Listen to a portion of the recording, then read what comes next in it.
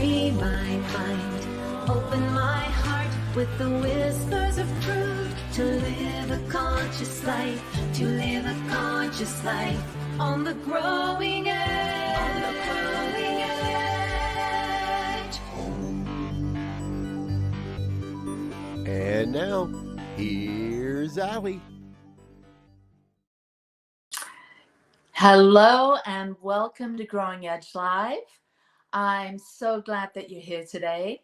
I'm Allie Benjamin, and it is my great pleasure and honor to be here on New Thought Media Network, delivering this show, Growing Edge Live. And Growing Edge implies that each of us are on an evolutionary journey, and we're each on the very green growing edge of our own becoming. And so thank you for being here. Hi, Shay. And if you're joining us for the first time, so glad that you found us.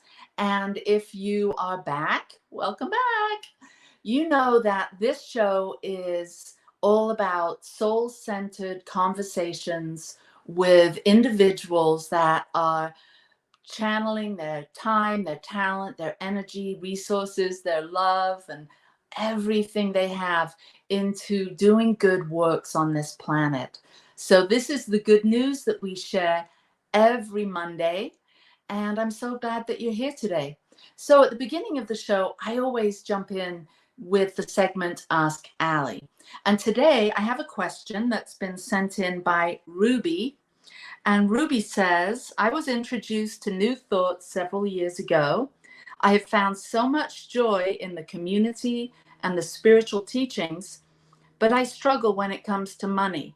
Even though I always seem to have enough, it's barely enough, and I constantly ruminate about not having enough money to live the life I want to live. Help! Wow. I can relate to this one, and I'm sure some of you can too.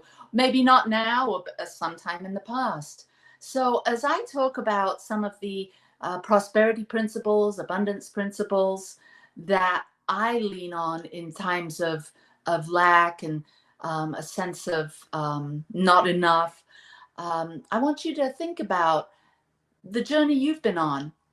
When you're feeling like there's plenty, when you're in the groove, when you're feeling like all your needs are met, in opposition or in contrast to those times that you feel like there's not enough. You can be in exactly the same day and have those two opposing thoughts and feelings. And so this is the wonderful thing that Science of Mind, New Thought teaches us. We can change our thinking and change our experience. So the thing about abundance, it's a spiritual principle. It's a spiritual fact. We are abundance. This body, this mind, this earth, this reality that we're living in is abundance.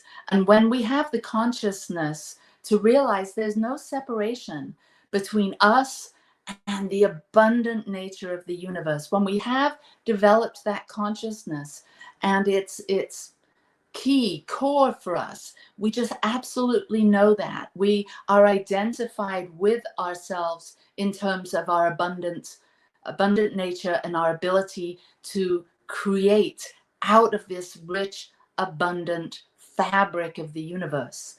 So once we have that established, then what we see, the outpicturing of that abundance consciousness, is prosperity.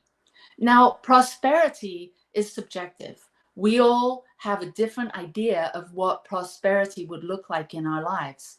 Some people don't think of prosperity in terms of money, but they think of prosperity in terms of health, in terms of rich and meaningful relationships. So a good thing for Ruby and all of us is to identify, what does prosperity really mean to me? Because I know that I've got the abundant storehouse of the universe available to me. We each do. We were each born into this world with access to the full magnificence of this banquet table of life that has been laid rich and plenty out before us. We all have equal opportunity to tune into that. Now, granted, some people are born into wealthy families. I'm not talking about that.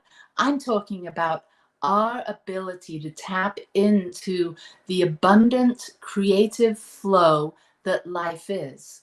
So, what is it? Why is it that some people seem to manage their time, talent, energies, and create the prosperous, abundant life that they want? And then some of us, there seems to be a block. We know it's there. We've taken the classes. We read the books. We do the affirmations and the spiritual mind treatments, but the prosperity, whatever that is for us, isn't consistent. It stops and starts. So it's all to do with consciousness. And what I know is today, my guest today is going to be talking about consciousness. So we'll get Rick to be able to chime in a little bit here in just a little bit. But prosperity consciousness, abundance consciousness is what we develop. So what stands in the way of us having clear and constant access to our abundance consciousness? It could be self-doubt, self-worth issues. It could be that you're holding on to a grudge.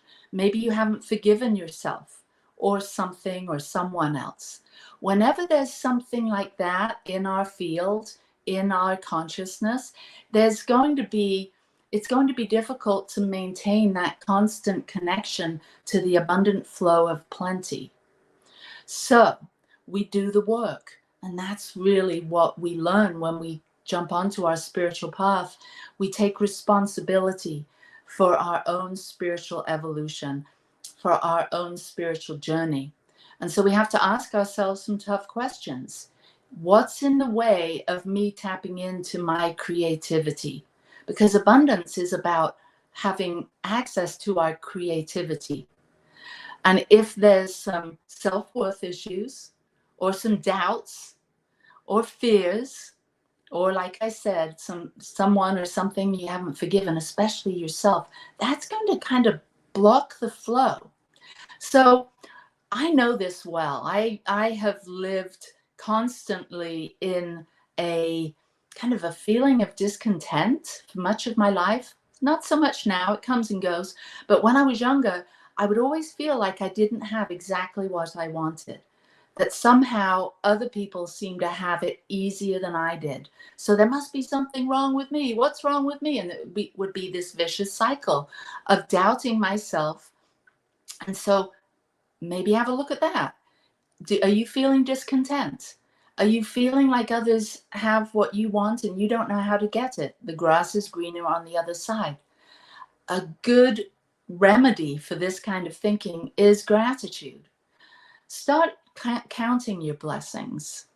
Start noticing how much you have in your life.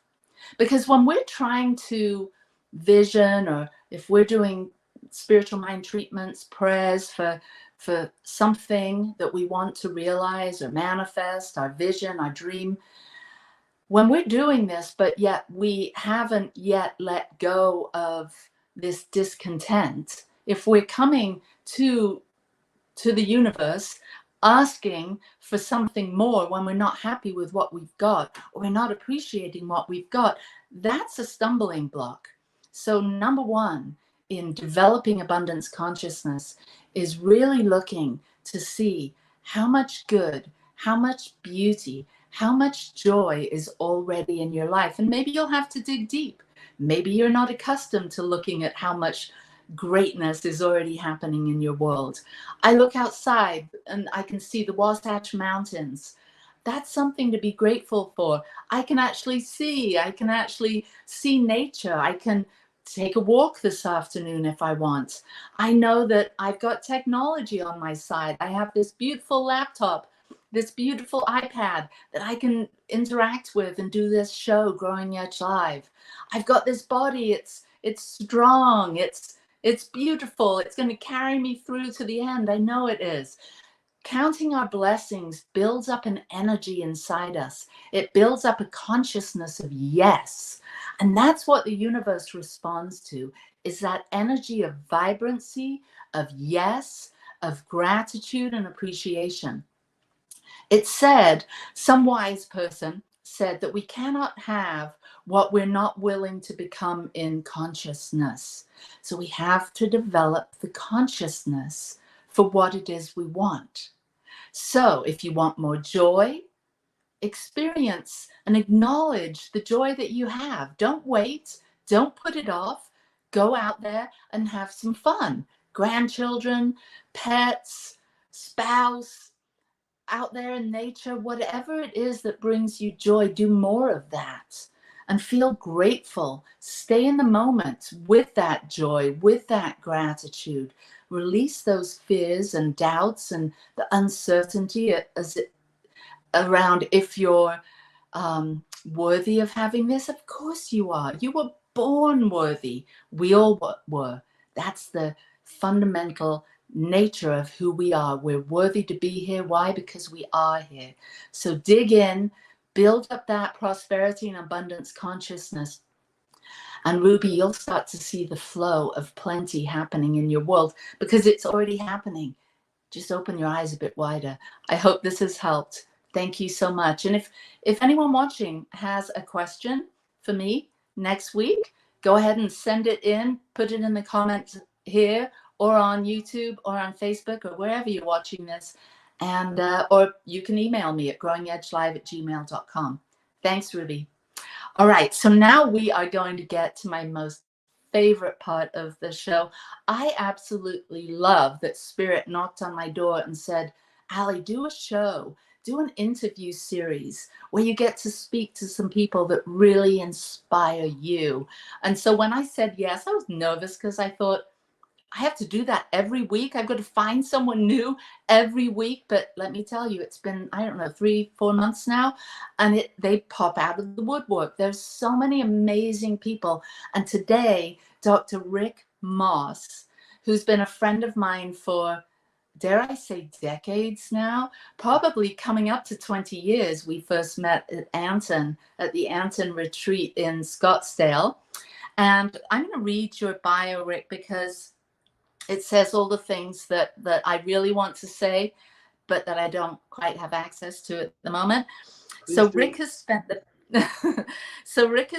better part of the last 50 years, both personally and professionally, on healing and awakening.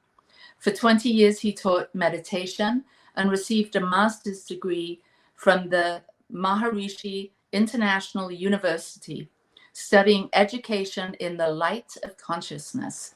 He went to the University of Texas and completed a PhD in education. Upon completing his PhD, he realized that meditation alone doesn't release unconscious patterns, and he began to develop his own method. He now calls this method Awakening Greatness. He works with people and groups worldwide. He's a noted speaker and teacher. And Louise Hay said of his work, "I found the work we did to be extremely helpful. You have a wonderful gift to offer the world." Shout out to Louise Hay. Blessings. Rick studied at Emerson Theological Institute and became a minister of religious science. He served as the minister of prayer for 20 years, supporting the work of Dr. Bill Little at what is now the Center for Conscious Awakening in Pacific Grove, California. Rick has recently published a book, Drops of Wisdom, Guidance on the Path of Awakening. Dr. Bill Little has called it a masterpiece of spiritual literature. So he's got an amazing website and I think an app. We'll talk more about that at essentialpathways.com. But hello, Rick. Hello, my dear friend. I wish I could give you a hug. So virtual hugs to you. Thank you for being Received. No, thank you. How wonderful to be on this show with you. Yeah, how are you? I'm great, thank you. Doing wonderfully. Good. I believe you're in Florida, right?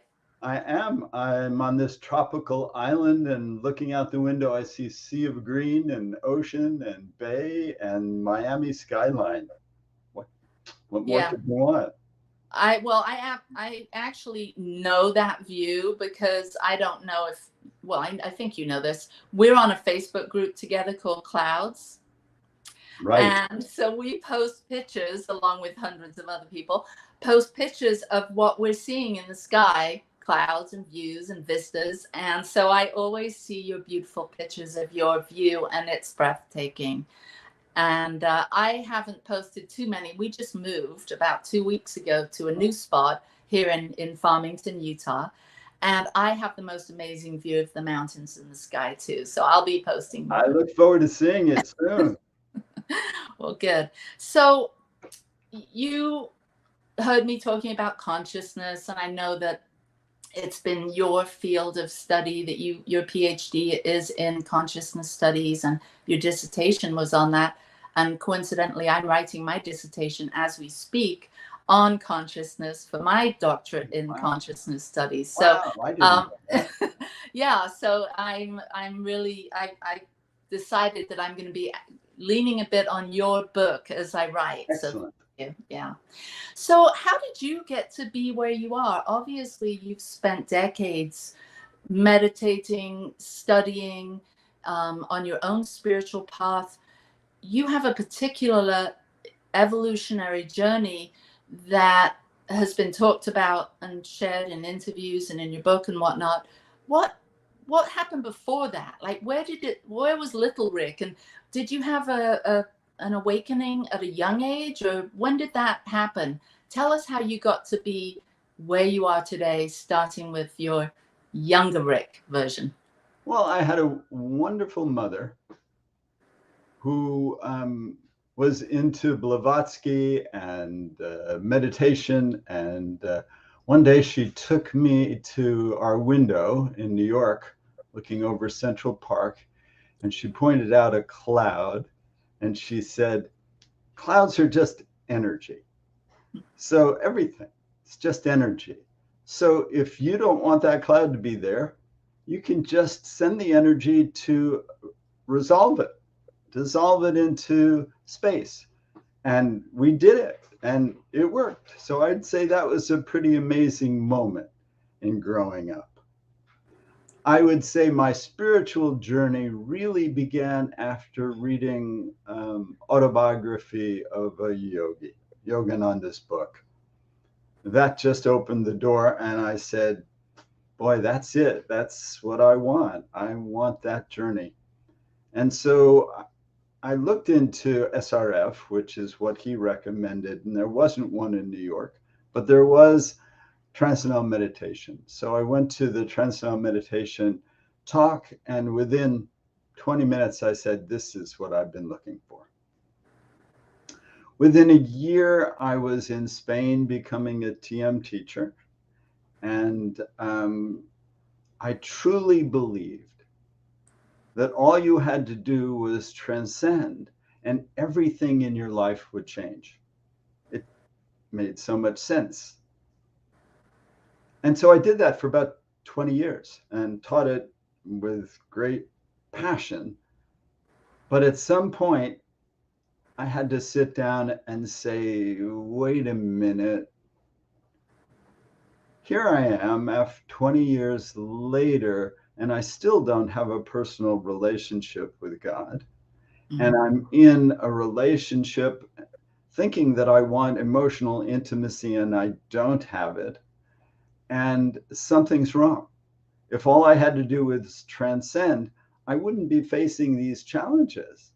So it's a scary moment when you realize what you've been doing for 20 years isn't the entirety, especially in an organization that doesn't want to mitigate its approach with other people's approaches. So I had to sort of be willing to set out on my own journey. And prior to this, I had an incredible experience. I had food allergies, and I don't know if you know about muscle testing, but you put your arm out and someone pushes on it and you can get a yes or no response from your body. Well, with my food allergies, I had to find someone to pump my arm to find out what I could eat for lunch. And one day my wife at the time wasn't around. So I said, you know, there must be some way I can test myself. And my neck just went spontaneously like that. And I thought, well, this is great. Now I have food allergies and a tick. But that wasn't what happened. What happened was that I spontaneously came into an internal signal, an internal yes or no signal. And I used it for food, and it was incredibly effective. But once this awakening came, that I was going to have to find some way to address the patterns that weren't changing rather than just transcending, because it was obvious at that time that even in immersion in pure consciousness, when you come back in, the pattern can still be there. It's not that TM didn't help me tremendously. Within the first month, depression was gone. But there were a lot of patterns from childhood that were not dealt with. And so I found that I could use this yes, no to ask for guidance. What do I need to do? What truth do I need? What do I need to read, to study, to listen to release these patterns? And that became really a central part of my journey. And I found that not only could I do it for myself, but I could test anyone who would be willing to either say yes or silently say yes and allow me to read their pattern and tell them where their stuff is coming from. So the bottom line to all of this is this. Our conscious mind is only 3 to 5% of our mental equipment. That means all the rest is unconscious. And I did stumble upon a wonderful teacher at the time. And what she taught was, if you want to see what you've got, don't look at what you think. If you want to see what you want, don't look at what you think you want. Look at your life experience. And that was very eye-opening. So what does that mean? It means that we have this defective mental programming from past experience that gets in the way of the manifestation of our true and perfect wholeness. And they stand like roadblocks to our awareness of who we really are. Because we're not these egos, these limited self-identities. We are this transcendent field of pure being that is our divine nature. But getting there requires that we address the barriers that we have put up in the way. There's a great Rumi quote. It goes, do not seek for love. Seek and find all the barriers that you have built against love. We may not know that we've built these barriers because the unconscious is unconscious. And most of us really don't know what that means. We live so much in our conscious mind, we really do think that's the kit and caboodle. But it's not the whole show. And so developing that ability, I set out to help people find those barriers that they put between them and their inherent divinity, their true and higher expanded self. Mm-hmm. Yeah. Yeah, it's amazing work that you do. And we will talk a little bit more about it. I think you're going to be doing a little process with us, a clearing. I would love that. Yeah, that would be really great, because we'll see if anyone makes any comments about, what it is that blocks them or they perceive that is blocking them. So if any of you are listening and want to add a comment, so we can, Dr. Rick can address it, that would be great. So I know you and I have done some work and done, some many clearings. We worked for several months together, which was so powerful. And yeah, you don't know what you don't know. And in my studies recently, I've been questioning what is consciousness. And Dr. Ernest Holmes says it's the sum total of our thoughts and beliefs. And I'm sure there's other definitions of it, but as I ponder that one, it's the sum total of our thoughts and our beliefs. So if that's, our conscious mind, and you're saying that our subconscious mind is so much more, like percentage wise, is just, and that's potentially influencing our experience in the world. Like, how do we get to, where do we start? Because not all of us have a Dr. Rick next door, or maybe haven't picked up your book to find out. So, when you first started realizing, oh, wow, my life isn't going exactly, there's these patterns still running. I'm still experiencing some of these troubling situations, even though I've gone to Nirvana and back on my cushion. So what were some of the first realizations you had as you started to realize this is more about my consciousness and patterns? I would say what started to come up for me was how much I didn't want to feel what I didn't want to feel. How much I stuffed into the unconscious from childhood. Experiences that I couldn't metabolize at the time. I think that the child mind cannot deal with a lot of challenging experience. They don't have the ability. And I think in a way, that's what the subconscious is really for, is for that child to take that stuff they can't deal with, abandonment, shame, horrific experience, and stuff it away until they're ready to deal with it. Mm-hmm. So yes, I think we were brilliant in stuffing these emotions away that we didn't want to deal with, but it doesn't mean that we can leave them there. And then our life starts to prove that to us. It reflects back what's going on. Yeah. And challenges in relationship really reflect back on what we think and feel about ourselves projected out on our partner. Mm-hmm. So we have to start being willing to go and explore where we have hidden the hurts, where our blocks are, so we can bring what transforms them, which is love and light and truth. Love, light, and truth. Well, we're going to get more into that after we take a very short break. So thank you for being here, everyone. New Thought Media Network. We're going to go to a quick break, and we'll be back in a minute or two. Choice, your creative superpower. We have the power to manifest as we dedicate attention to our thoughts, but often miss opportunity to achieve the greatest good.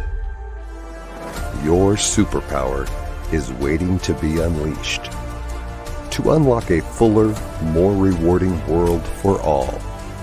Join us every Thursday at noon Mountain Time for Choice, your creative superpower with Zoe DeMuro.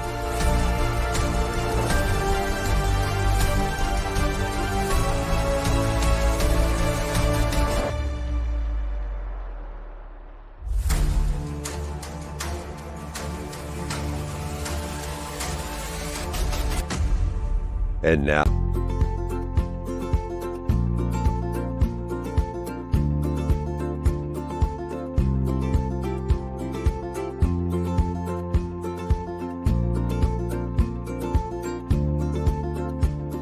blessings, everybody. My name is Jafon Seeley.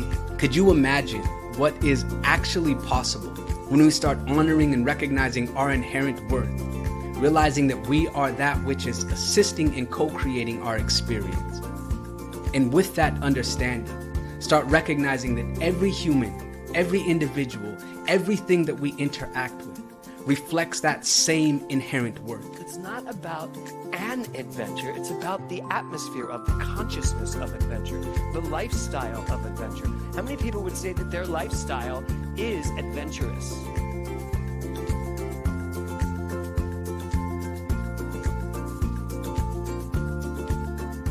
My name is Lisa Benson. I'm a diversity, equity, and inclusion consultant and the author of Anchored in Bias, Fired Over White Tears. It's a book detailing my lived experiences with workplace bias and what fueled my passion for normalizing conversations about differences and creating safe spaces for everyone to bring the best version of themselves to life every day.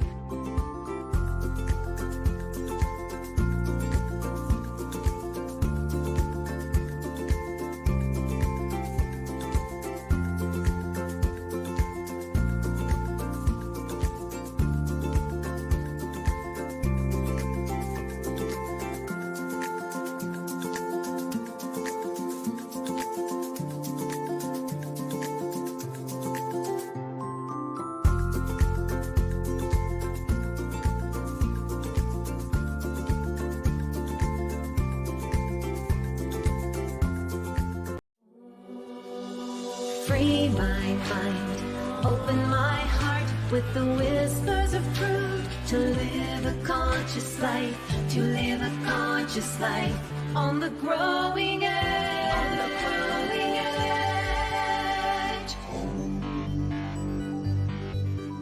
edge. And now, here's Allie.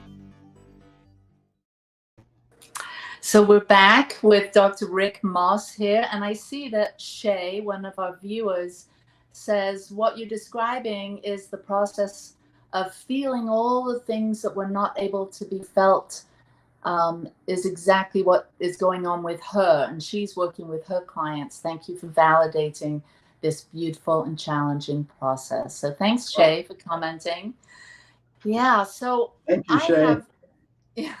I have had the great, joy of being in a workshop with you, several times. And so not only have I enjoyed working with you one-on-one, but I've been in groups, and I've seen the impact that you and what you share, this process that I'm so excited that you're going to share with us, this process you share has really impacted many people that I've seen myself.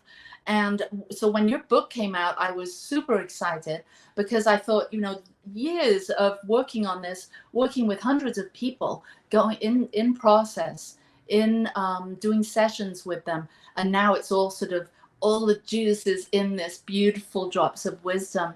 So I've seen you take people and take them, ask them what's going on, and somehow you're able to intuitively tune into them. It's like you're speaking at the level of the subconscious. You get into them, and you're able to help them by, I don't know if it's your energy, your aura, or just the perfect questions that you have, but it's probably a combination of everything, the spirit moving through you. But you're able to have them have a realization, a revelation, a shift in consciousness right there in front of, 20, 30 other people. And it's brilliant. And then you offer one-on-ones, and I see at these retreats, people lined up trying to get to you because you absolutely do it. You help people shift and become aware of what they're not aware of, these blocks, these patterns. So what is it? Can you tell us a little bit about the clearing process and how you came to it, how it's developed over the years of trying it on and putting it into practice with people? It's such a gift that you have, Rick. Thank you, dear. I would love to. I say that it starts when I work one-on-one with understanding what childhood was like for the person that I'm working with, because all patterns repeat until they are dissolved with love, light, and truth. So I need to know, did you feel loved? Were you abandoned? Were you hurt? Were you betrayed as a child? Because the child can't deal with it at the time.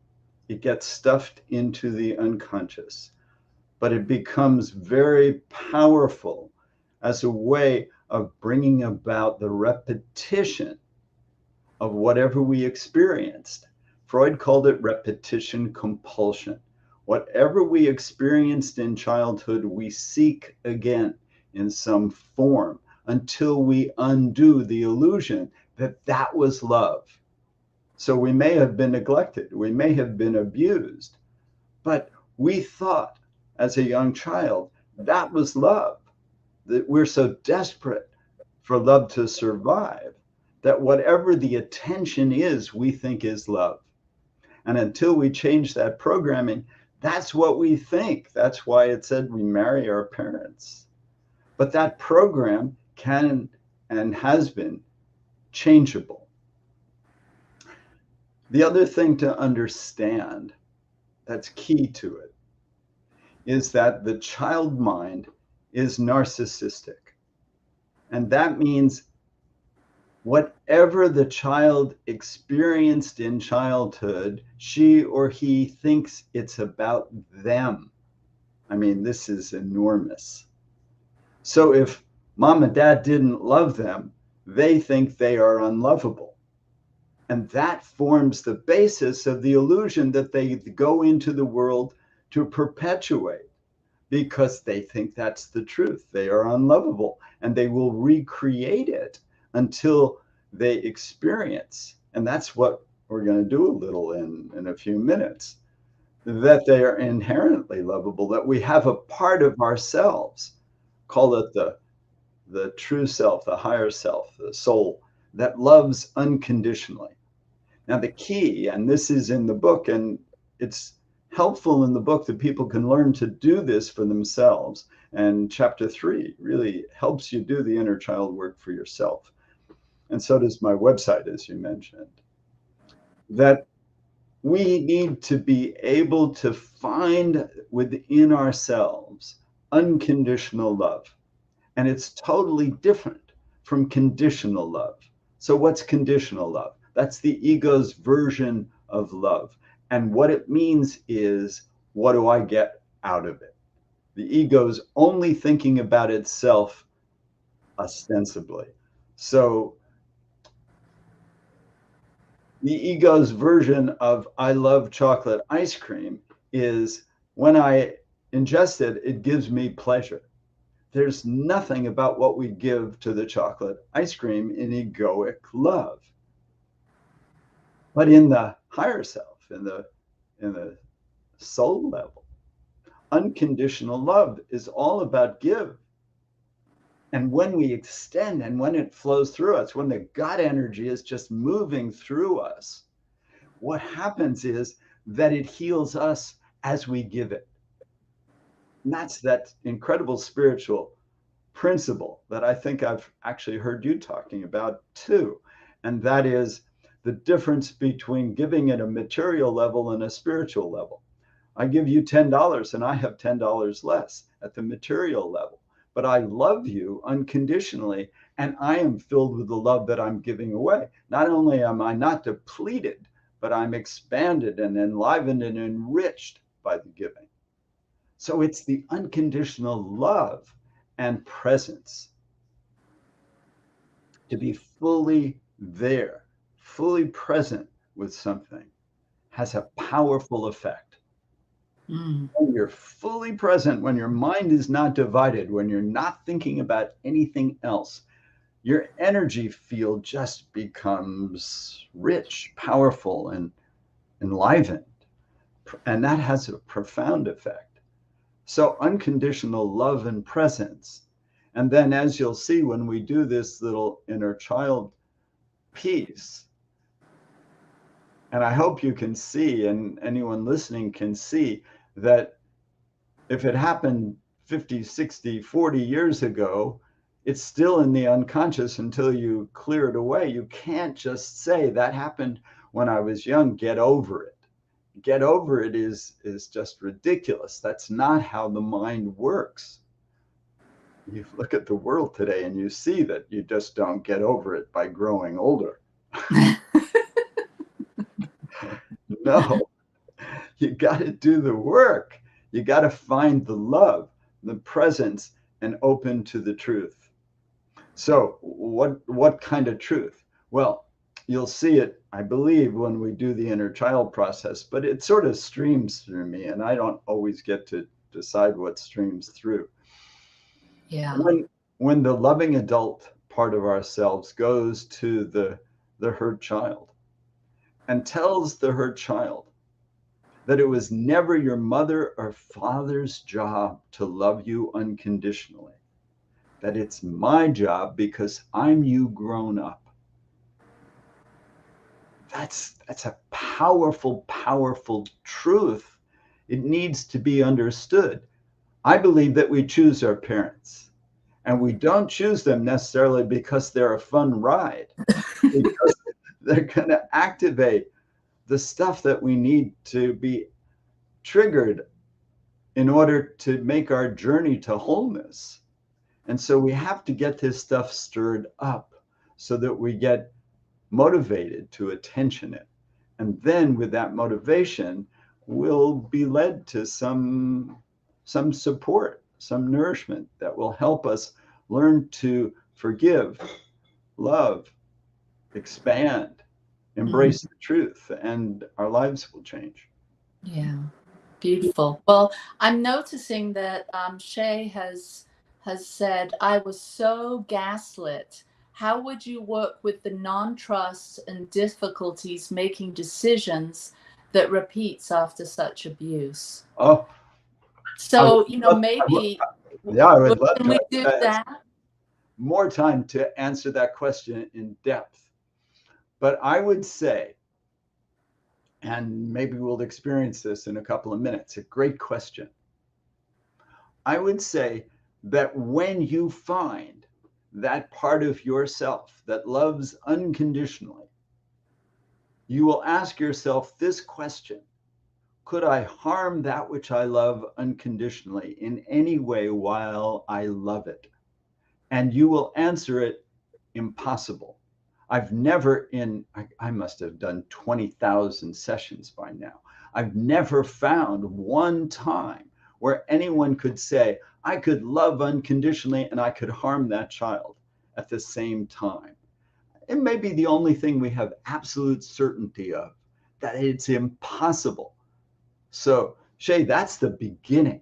When you realize that there is a part of us, this divine aspect of ourselves, that can love ourselves unconditionally and could never harm, then we can bring that part to come and protect that child.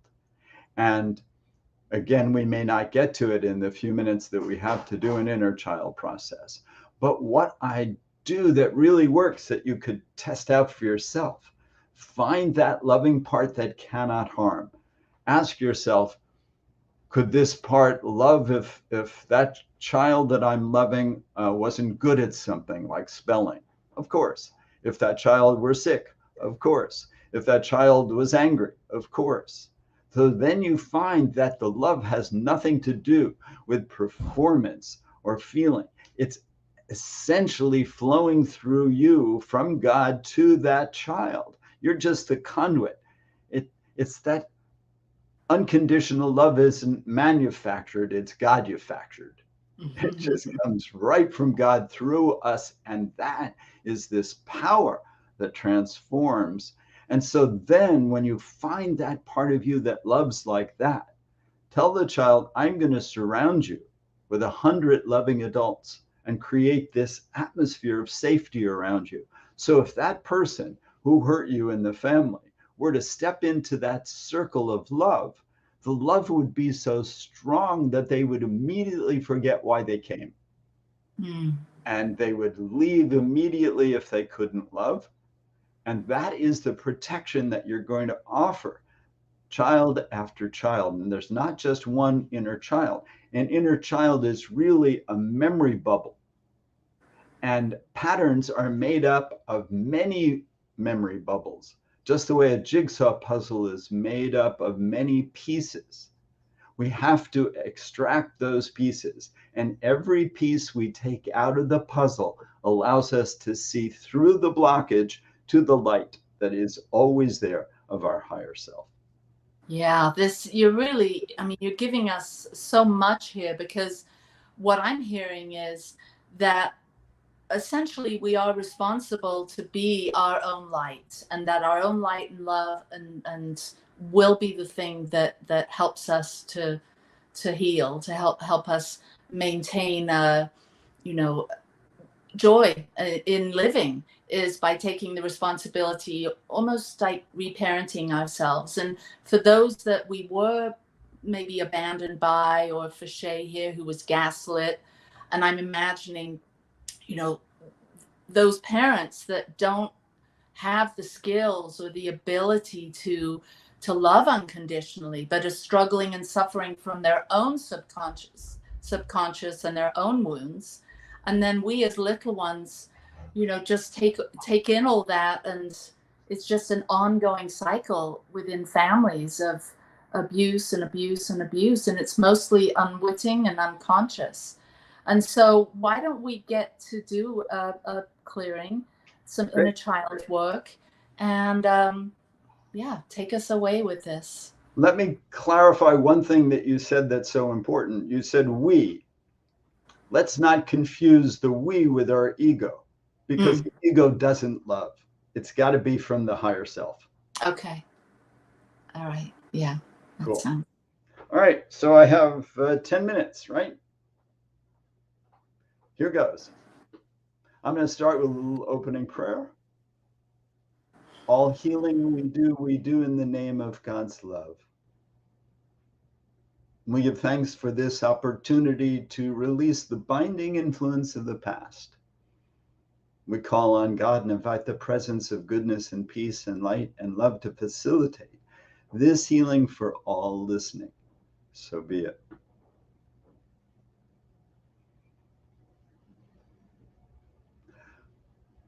Please think the limiting belief, there's something wrong with me. It won't hurt you to think a limiting belief. If it's not there, you'll go, this doesn't make sense at all. It's absolutely not true. And you'll be right all the way to the core of your being. If it is there, you have to trigger it. You have to bring it to life. So don't be afraid. There's something wrong with me. If you weren't loved unconditionally 24/7, you're going to carry that thought along with you. When you were corrected or in school or this or that or a sibling rivalry, everyone that I've ever worked with has that limiting belief. Imagine this limiting belief is held by a child. You at about the age of 4 to 6 to 7, in there somewhere. And imagine that child sitting on a bed in a room alone. Imagine that you, the loving adult that you truly are, your best self, is looking in through a window. As you look at that child, can you find within yourself a feeling of caring and compassion and love? Find the caring or the compassion or the love. Go into the room with the child and tell her or him that you have come to be with them, that you are them grown up, and everyone is meant to have one person, one, to love them 24/7. And it wasn't their parents, and it wasn't their siblings, and it wasn't this or that. It's you. You are the one person that love has sent to love them 24/7. And now you're here, and you're not going away. Now, as we start to open a relationship up between you and this memory bubble of the child, we don't want to rush that child. We want to ask, is it okay if I sit on the bed with you? So we're doing this to show the child that she or he is empowered and that we're just there to love them, protect them, care for them, and not steamroll them.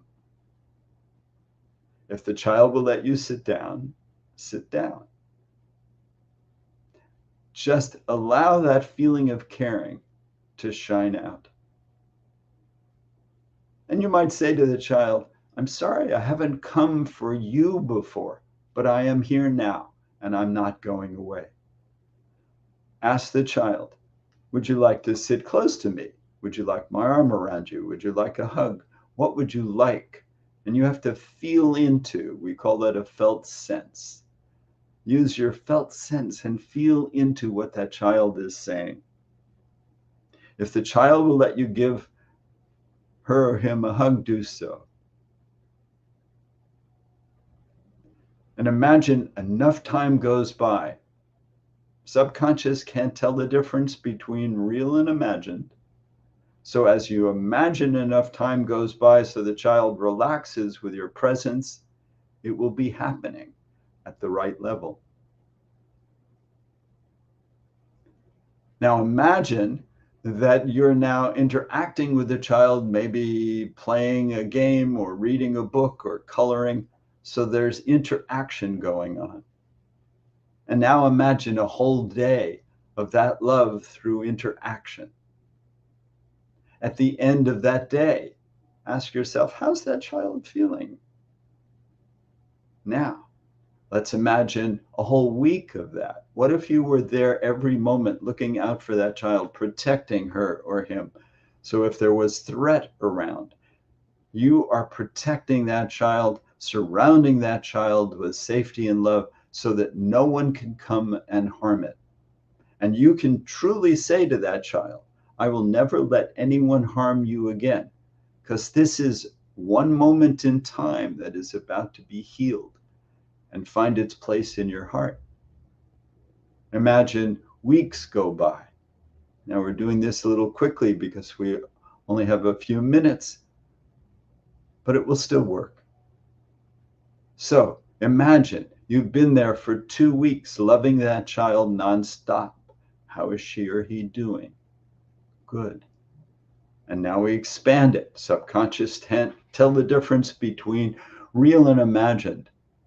So the question is, if you've been there loving that child nonstop, protecting that child nonstop, giving that child all that she or he needs, how are they doing? How are they feeling a month later? So you may start to feel the child feels more alive, more present. I would say this is really happening in your unconscious. Now, as you think a year goes by, feel the love. That's what's doing the work. Imagine a year of that love nonstop, respect, honoring, love, and look to see how the child's doing after a year. You may feel an upsurge of strength in that child. And let's go for another 2 or 3 years so we honor this time frame. So let's say that child is 10 now. You've been loving that child nonstop. Now, the key to doing this is that child at 10 was not you at 10. That child at 10 is a different part of you that's manifesting. It's a different aspect of the diamond of your true self that is revealing itself. So don't try to make the child at 10 what you were like. Just answer the question, what is she or he like? And if we had time, we'd grow that child all the way up to adulthood. And then you would have a chance to experience what you were like in this part of your mind without your stuff. Just experiencing a clarity of your true nature that has been revealed and now will never be hidden. It's always there. You can do this on my website. You can work there actually for free. You can use the book. I do individual sessions, which I love doing. And this work, it's really holy to me. It's very powerful. Yeah. And so we ask that this healing be integrated through all time, space, dimensions, and interdimensions, throughout the hologram of life and existence, which is to say, through every part and particle of our being. And so it is. And so it is. Wow, that's amazing. I really got a sense of, being that that young me growing up with that kind of attention and concern and love, and how I was different at age 10, how I was different as a teen, Yes. and how I'd be different now. And this is just such a, it's not simple or easy, but it kind of is, it's not, but it is. And we can do this for ourselves. And I think the whole point is to build the consciousness of who we really are under the muck and the mire and the old stories, and so that brilliance, that diamond self, the essential self, can then be here in the now moment, creating whatever it is we want to create. That's beautiful. I love the way you said that. We're building an experience of our authentic self. We're building it one jigsaw piece at a time. But every time we know ourselves to be loving, caring, protective, all those beautiful things, we experience it as ourselves. It's not intellectual, it's experiential. And so it's undeniable. It is. Wow. Thank you so much, Rick. That was really powerful. Here we've got your website. Yep, you can go there. Been there. Oh, there's your book. Hi, book. Yeah. And I know that I was a part of the book study that you did, and I'm imagining there's groups in spiritual centers and in corners of the world that get together to discuss your book. I would love to do another group. If there's someone that would like to organize another reading group, I would love to be part of that. I just don't have the time to do the organization part. But if you're interested in that, send me an email and we'll talk about it. Okay, we will. And I will be sharing more about our conversation today and this beautiful book. And I, again, want to say thank you, Rick, so much for being here. Thank you for being a rock in my life and helping me to shift through some of the dark times. It's been really, truly, you've been a blessing in my life. And thank you for being here today. Wow. I think that you're doing such wonderful work on this planet. The thought that I have contributed even a little bit to that is just thrilling to me. Oh, thank you. Well, thank you, Rick, and thank you, everyone, for being here today. Thank you to New Thought Media Network and our producer, Michael. And next week, we're going to have the fabulous Martha Creek, and she's going to be sharing some of her wisdom. And I'll see you next time. So thanks so much. Lots of love and blessings to you right where you are. And thank you, Rick, for this great process. I know it's made a great imprint in the hearts and the minds of everyone watching today. Mwah. Peace and blessings. Goodbye.